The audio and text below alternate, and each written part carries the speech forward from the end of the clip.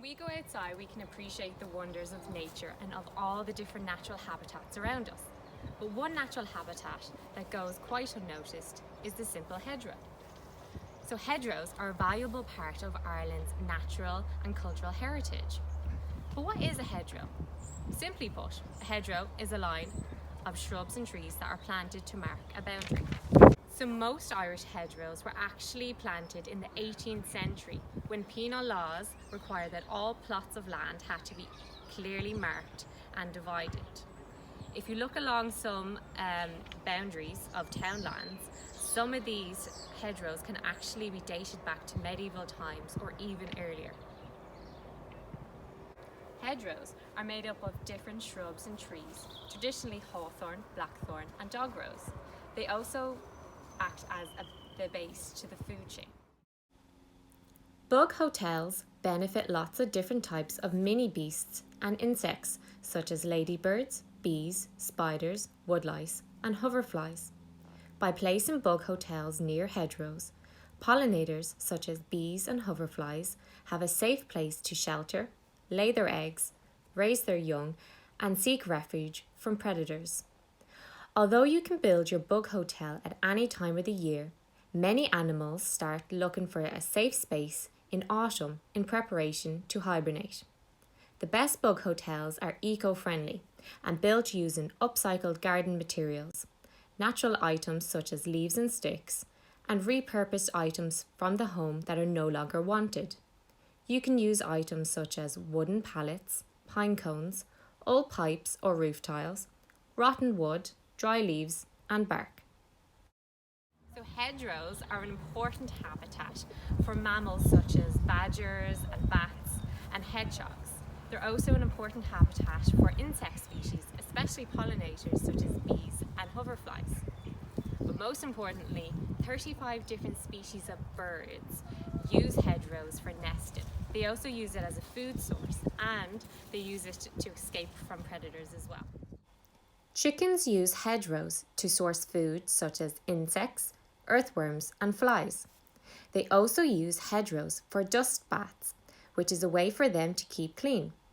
They use their wings to throw loose soil onto their feathers to help them keep free of mites, lice and other parasites. Chickens can cause a small amount of damage to the roots of hedgerows if they are not properly monitored. The root systems of hedgerows help to regulate movement of water through different landscapes. They do this by absorbing and recycling materials, so this actually reduces the risk of flooding and pollution. Hedgerows are vital wildlife corridors. They allow for the dispersal of native flora and fauna to different isolated habitats. In farming areas, hedgerows are used for shelter and shade for livestock. But most importantly, hedgerows actually help to reduce the rate of climate change through carbon storage. They are also a vital source of renewable fuel in the form of firewood. I'm going to be talking about the risks that face hedgerows here in Ireland. One of the main risks is the overmanagement of hedgerows. A tightly cut hedgerow exposes wildlife to predators, but it also removes nesting sites and wildlife habitat and food sources. Try to avoid cutting hedgerows between March and at the very earliest August 31st. Not only is it illegal, but it removes suitable sources of food such as blackberries and elderberries that can help wildlife through the winter. In this picture here we can see a typical Irish hedgerow. This hedgerow is made up of a variety of native Irish plants and shrubs. It has also been cut back quite recently. The main reasons for cutting back hedgerows is that it sometimes infringes on boundaries or onto land, for road safety and also for appearance. Avoid removing old or dying plants or shrubs from your hedgerow, as these can support insect communities, work as bat roosts or as other wildlife habitat.